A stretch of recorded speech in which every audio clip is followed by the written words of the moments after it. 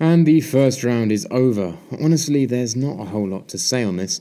Anyone who's been watching this channel's coverage of the elections can tell you that this was the predicted result, and predicted by many. French polls were, for the most part, accurate. The failed candidates have, by and large, urged their supporters to vote for Macron in the second round. Benoît Hamon admitted that Macron doesn't represent the left, but nonetheless stated, "I make a distinction between a political adversary and an enemy of the Republic," so we see, certainly not for the first time, Marine Le Pen literally framed as an existential threat to the Fifth Republic of France. François Fillon has also endorsed Macron, calling for the French to unite to block the so-called extremist threat of the Front National. This is odd of Fillon, but probably speaks more to his social circles than it does to his ideological leanings.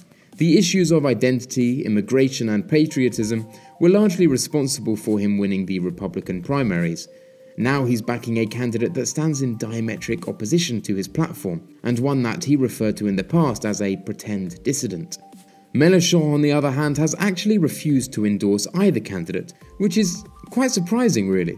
Macron couldn't be further from him on basically everything bar immigration. Marine Le Pen is closer to Mélenchon than many would initially think.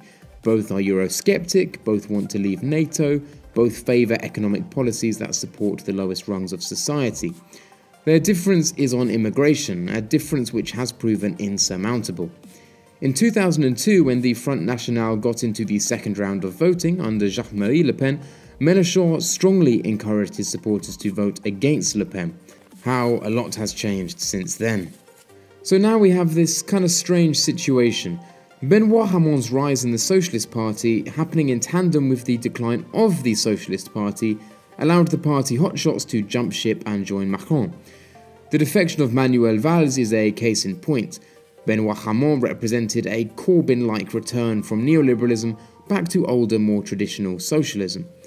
Indeed, one of the major neoliberal turning points of the Socialist Party was actually spearheaded by Macron himself during his stint in the Hollande government.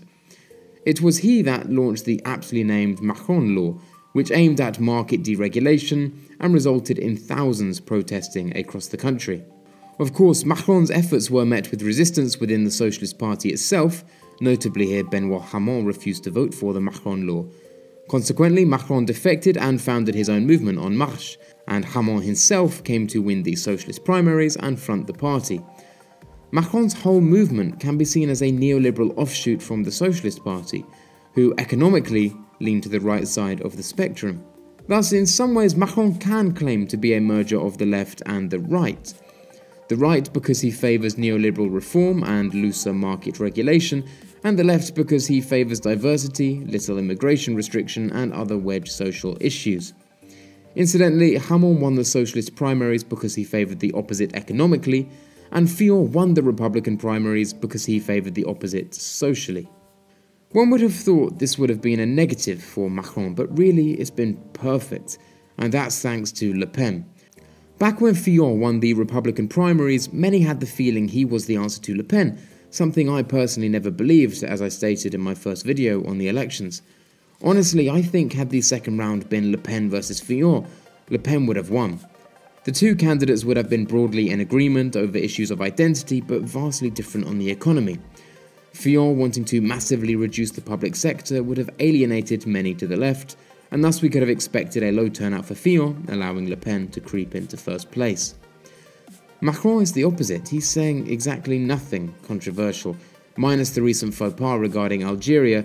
As such, he alienates very few. His basic message is one of anti-corruption plus business-as-usual policies, but with a young and flashy image. Even his anti-corruption message seems to have been donned in response to the scandals that plagued Fillon's campaign. His warm embrace of the EU may prove somewhat more polarising, but it's a polarisation he can probably afford. The only other popular Eurosceptic candidate was Mélenchon, whose supporters are hardly going to back Marine Le Pen in the droves necessary to boost her support enough for victory. I'm really not in the mood for stark predictions here, but in my opinion, there is nothing Marine Le Pen can do. Everyone has backed Macron but Mélenchon. According to research released on April the 20th by Dahlia Research, Mélenchon supporters have much more in common with Le Pen supporters than they do with any other candidate. And were the situation Le Pen versus Fillon, the majority of Mélenchon voters would abstain, but more would support Le Pen than Fillon. Still, this same research revealed more would vote for Macron than Le Pen in a Le Pen versus Macron scenario, and this is likely what will happen. We can expect a few of Fillon's supporters to lean towards Le Pen also, but I strongly doubt this will be significant enough to tip the elections. So, from this standpoint, I'm pretty certain there's going to be a Macron victory. I'll update you as things progress, but honestly, I don't think too much will change from here. Thanks a lot for watching this video. If you liked the video, please click like and subscribe if you haven't already. If you didn't, click dislike and leave a comment to tell me where I went wrong. Huge thank you to my patrons as always. And if you enjoy my content and it's within your means to do so, please do consider supporting me yourself. Thanks again guys, and until next time.